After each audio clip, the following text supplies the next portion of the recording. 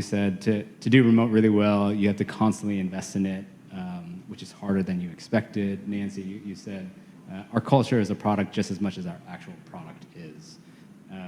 Can maybe each of you speak about, obviously that's from what you were just talking about, Omri, like a really big, challenging part of managing team and managing culture. But when you say each one of those quotes, like how do you think about investing in your culture just like it is another product? Maybe Nancy, if you want to start on that one. Yeah, I think it starts with what type of company do you want to build, and what pace do you want to move at, and what's the stuff that's going to bring you together when shit hits the fan, right? Like those values for us mean something. They're actually something we reference all the time. I think that for us, what was really important about the culture, and we deviated from it at times. We have a value called "Be the Stage Crew," which just means like our customer's the main act. They're the Beyonce or the Taylor Swift, and we're the stage crew doing everything else behind the scenes.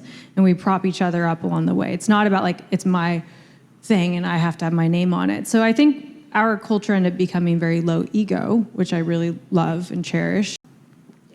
Are there any mechanisms or artifacts that you guys have learned worked really effective in helping reinforce that culture? You talked about low ego. That's a hard thing to, especially as you're scaling out teams and scaling out sales teams. Like low ego is a tough thing to bake into these organizations. Anything that's worked for you too? Transparency, as Nancy said, like we don't share a board deck, but we do share our investor report. So we have our board, limited by decision, but we have 84 investors, and our company gets the same email as that. And, we define everything as the good, the bad, and the ugly. So kind of saying open documents. So we just write it how we think it is at an executive level.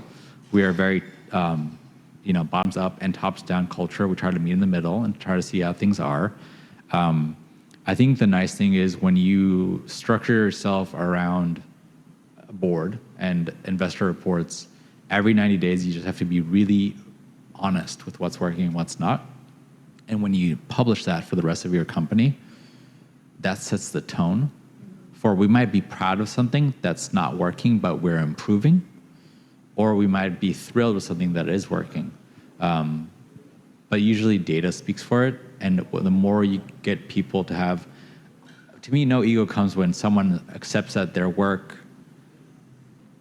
isn't about themselves and it's towards that goal that you're driving towards. So once you can get that metric or that feature or that review for a customer, whatever it is, to come through, people pull up results first, but it has to start with global transparency there.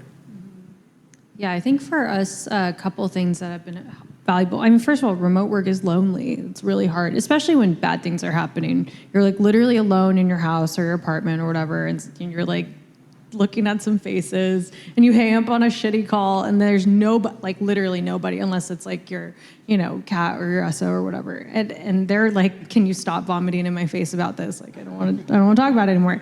So I think that's doing those things of bringing people together is a big one. I think we have like a kudos channel. People can just post in there all throughout the week on just random stuff they spot and see.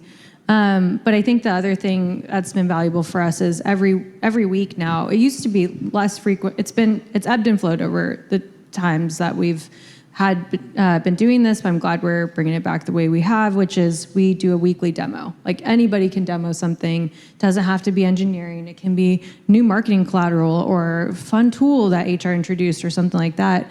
And that gives that sense of like ownership and like, oh, what's going on elsewhere and that sort of thing. That recognition that I think you get in the office and the high fives that you don't get when you're remote.